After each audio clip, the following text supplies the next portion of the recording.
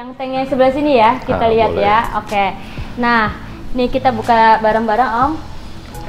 Oke. Nah, wah ini dia equipmentnya Om Teguh.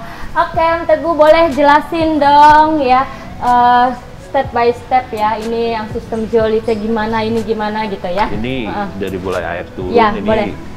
Ini biasa air lah, turun. ini rumah bakteri. Yes. Yang di chamber kedua ini isinya skimmer sama belakang ini zeolit. Oh yang ini nih zeolit ya. Zeolitnya saya masukin ke zeolit reaktor agar karena syaratnya untuk pakai zeolit itu harus sering kita kocok.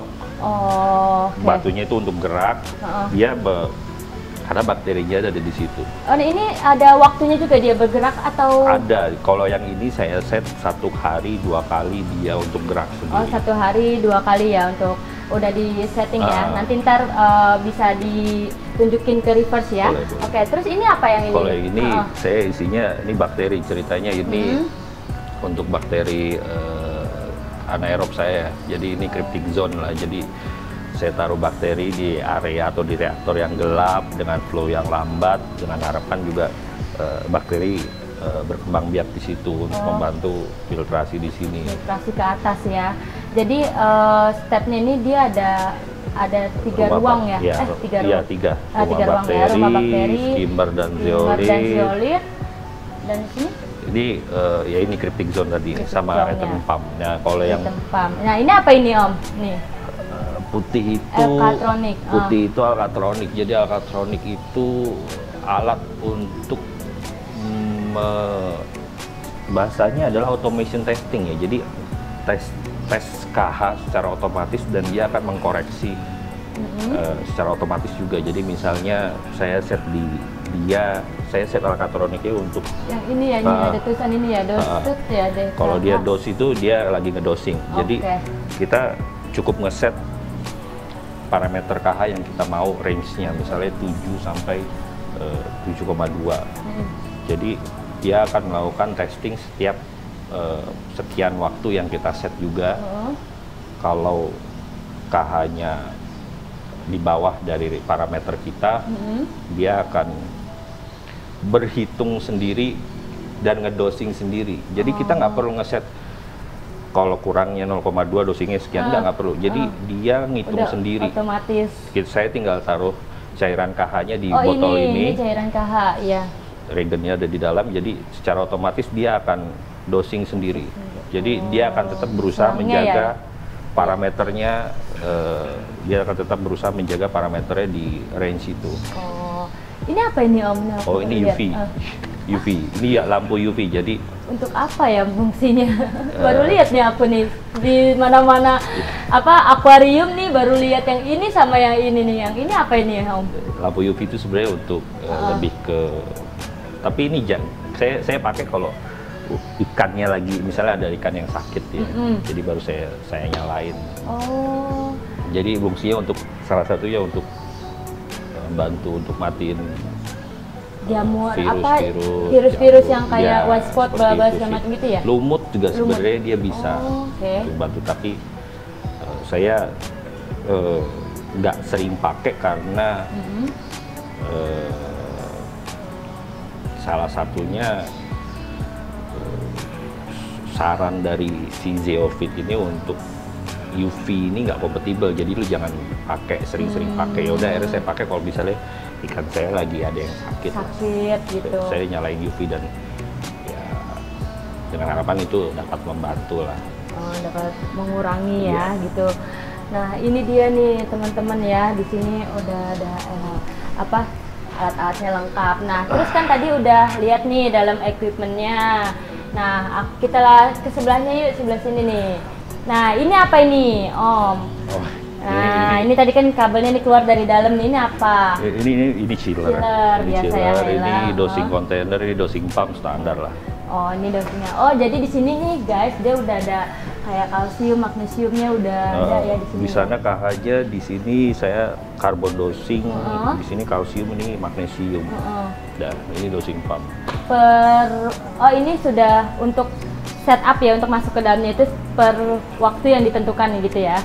Oke, jadi ini juga udah ada alatnya, pokoknya udah semuanya udah ke setup gitu. Walaupun Om Teguh nih semuanya udah disetting nih by waktu yang udah ditentukan, tapi Om Teguh tetap masih care, dia lihat-lihat nih akuariumnya, yang mana yang problem, mana yang mesti harus diatasi gitu. Nah, terus kita lihat lagi nih ke atas nih. Nah, ini ada lampunya nih Om. Ini lampunya pakai apa nih? Ini saya pakai T5 yang 4 bulb punyanya Aquatic Life, terus ditambah Hydra ya, 2 ya. HD32. Tadi ukuran kayak gini Hydranya cukup. Sebenarnya kalau pakai T5 ini biar sebaran areanya rata ya, karena saya kan ngincer di par tertentu. Saya pun juga ngetes parnya sendiri ya, karena saya beli par meternya, jadi untuk memastikan. Ada alatnya Om? Ada. Ya, nanti pasti penasaran deh para kayak gimana. Terus Om? Agar saya bisa, maksudnya agar memastikan koral ini nggak kekurangan cahaya atau nggak kelebihan juga parnya. Ya. Sekarang kita udah di tank keduanya Om Teguh nih, yang tadi ukuran berapa Om? Coba sebutin lagi. 100 kali 70 kali 50 cm. 100 kali 70 kali 50 cm ya. Nah, di sini juga sama, Om Teguh juga memelihara SPS. Nah, sekarang kita langsung aja lihat nih apa aja yang dipakai Om Teguh ya untuk memelihara tank dengan ukuran seperti ini. Nah, dari atasnya Om, yang ini apa nih? Ini lampu. Sama. Ini lampu T5 seperti sana. Yang ini? Yang tengah-tengah apa? Saya pakai Lumagic Blaze Mini ya, kalau nggak salah nama serinya. Di tengah saya pakai Radion XR30. Oh gitu. Untuk karena tanknya dalam, jadi agak dalam, jadi saya butuh power biar untuk parnya bisa nyampe ke bawah. Oh gitu. Bedanya tadi baru saya juga mau nanya sih, kenapa yang tank sebelumnya itu lampunya yang di tengah itu cukup 2, tapi di sini dia 3 gitu kan? Karena ternyata dari ukuran tanknya ini dia lebih dalam gitu ya, jadi biar saya memastikan ya parnya biar dapat semua. Kalau cuma di tengah kan saya naruh SPS dikit doang jadi. Iya. Oh kalau semua merata jadi bisa semuanya full dikasih SPS ya, bisa banget nih Om Teguh. Jadi dia nggak mau sedikit pun kosong gitu. Nah terus kan ini SPS-nya, aduh cantik-cantik banget ya. Di sini mana nih yang paling disenengin banget sama Om Teguh nih? Apa SPS yang favorit? Nah, SPS favorit ya. Ini juga pernah. Saya sih suka. Mungkin saya suka yang Stockholm biru ya di belakangnya, karena ini ya. Yang warna biru ini. Karena itu dari awal tank ini berjalan, ya warnanya masih tetap stay segitu-gitu aja ya? Sih, karena saya gitu, suka warna. Oke. SPS warna biru, jadi itu yang saya suka. Oke. Selain ini ada lagi kah? Yang lain sih ya suka semua. Lah. Cuman ini yang paling saya suka banget gitu ya warnanya.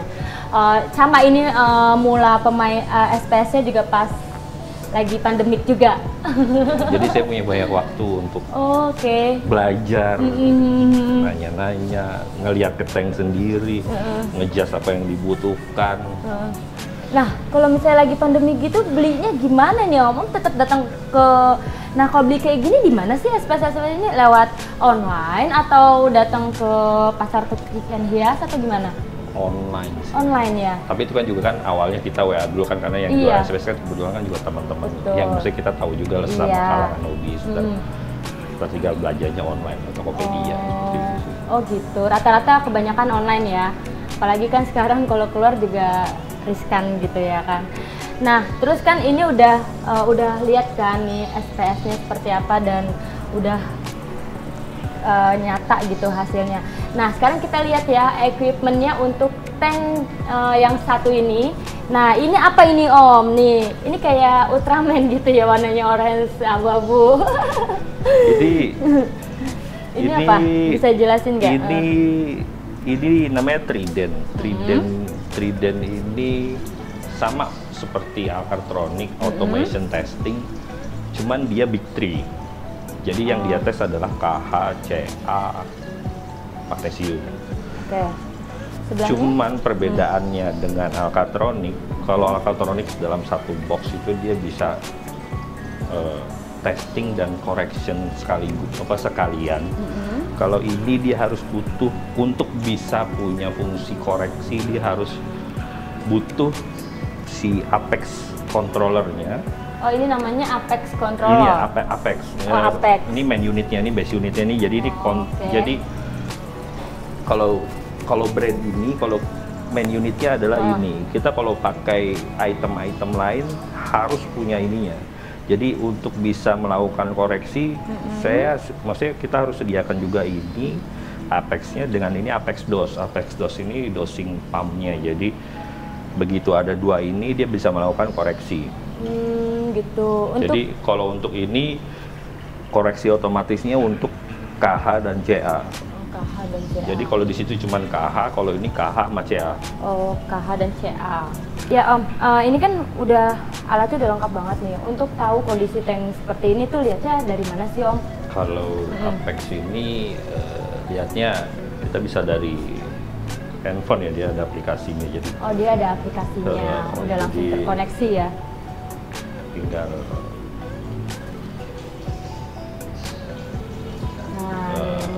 di sini ada kondisi parameter big tree-nya. Nah, ini ya aplikasi kondisi di Apex-nya. kondisi big tree-nya, parameter big tree terakhir berapa, kondisi pH berapa, nih temperatur kita, terus terakhir di dosing CA dan KH-nya berapa. Nah, sebenarnya ada banyak item atau modul-modul lainnya juga, tapi untuk tank ini yang saya butuhkan ya rasanya ini cukup. Jadi kalau misalnya ini semuanya udah tersistem, semuanya bisa lihat dari handphone. Wah, keren banget ya. Nah, terus kalau misalnya yang ukuran seperti ini kita lihat yuk, equipment-nya sama nggak sih sama tank yang sebelumnya? Yuk kita lihat Om.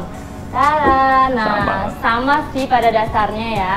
Nah, ini juga sama, dia terbagi 3. Ini ada rumah bakteri, ini skimmer, belakangnya zeolit. Oh, dia ada juga zeolitnya tetap. Terus di sini return pump, ini karbon. Oh, udah. return pump karbon. Ini untuk apa nih yang merah-merah puter-puter gitu? Oh, itu tuh cek valve untuk matiin arus. Kalau misalnya arusnya saya matiin biar airnya nggak turun, saya matiin.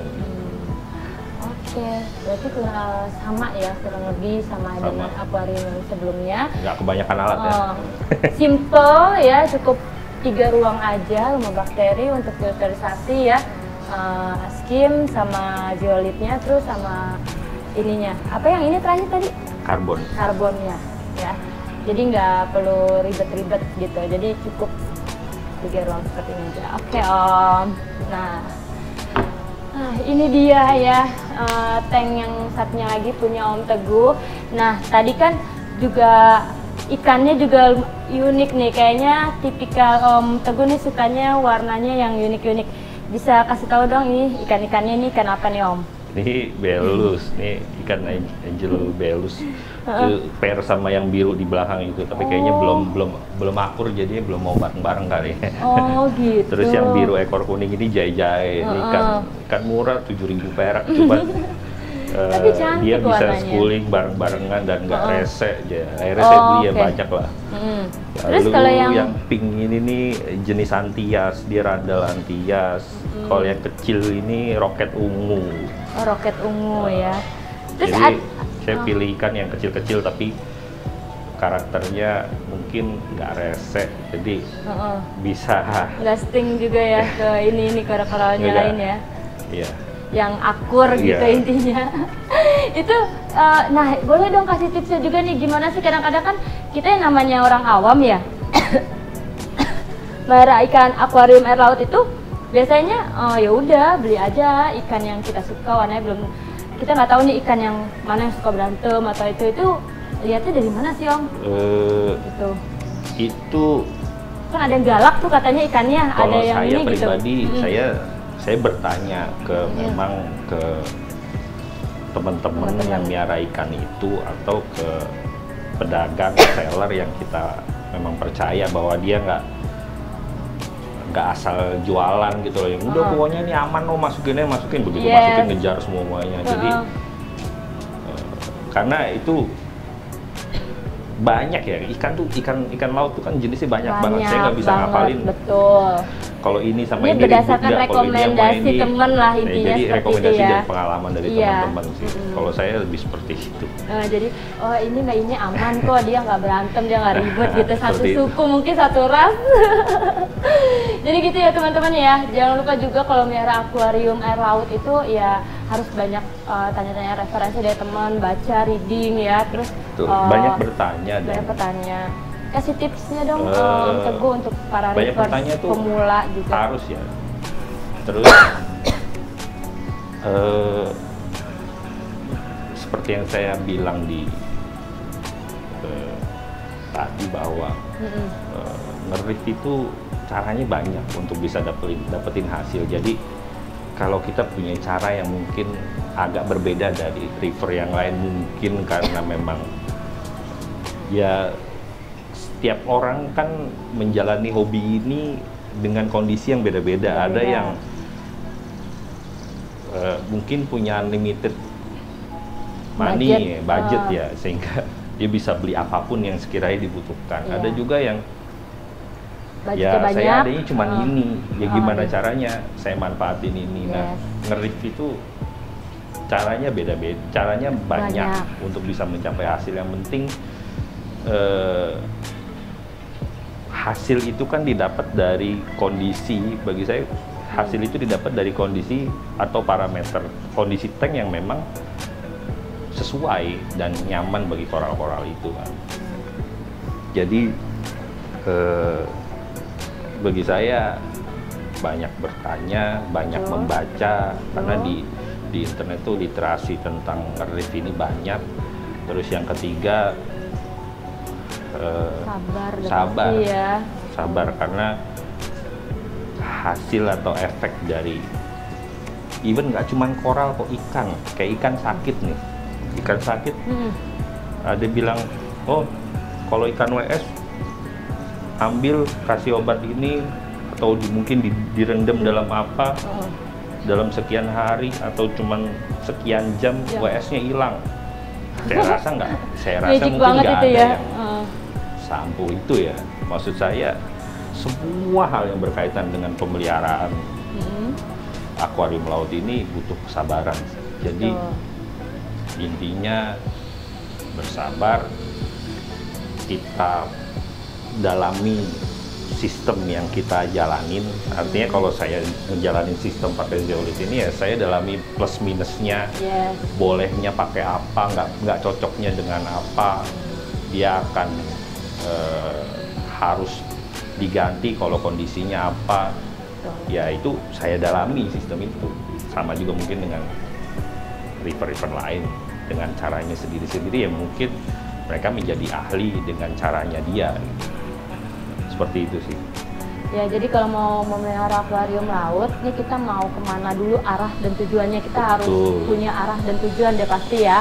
Nah, terus kita harus ngikutin alurnya, jangan sampai kayak tadi ya Om ya, kan melihara ikan akuarium itu kayak rel gitu kan. Ya nggak mungkin juga kita pelajarin lewat rel A terus nyambung ke rel B itu agak menyimpang. Pasti gitu namanya sistem tuh ada cocok dan nggak cocoknya. Yes, ada plus minusnya. Ada plus minusnya.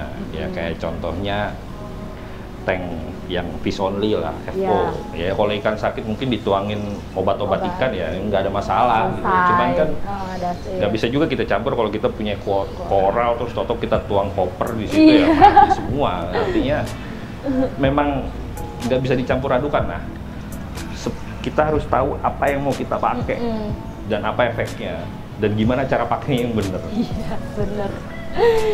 Harus dalemin intinya apa yang kita beli itu harus sabar lah. Sabar. Gitu harus sabar. Nah kan kalau tadi fish only mah gampang, tinggal kasih obat untuk ikan selesai. Tapi kita harus memperhatikan juga dia beda ada biotanya, beda karakter, juga. Beda juga penanganannya. Oke. Ada lagi Om masukan untuk reefers di Indonesia juga? Itu aja. Nah itu dia tips and triknya dari Om Teguh ya. Kalau misalnya teman-teman mau ingin memelihara SPF dan hasilnya seperti ini, bisa ikutin tips-tipsnya dari Om Teguh gitu. Nah atau juga bisa sharing langsung nih atau komen di bawah ini ya. Tentunya tetap pantengin terus ya Om di channel YouTube kami Akuarium Nusantara, jangan kemana-mana. Terima kasih Om Teguh untuk waktunya hari ini. Bye bye.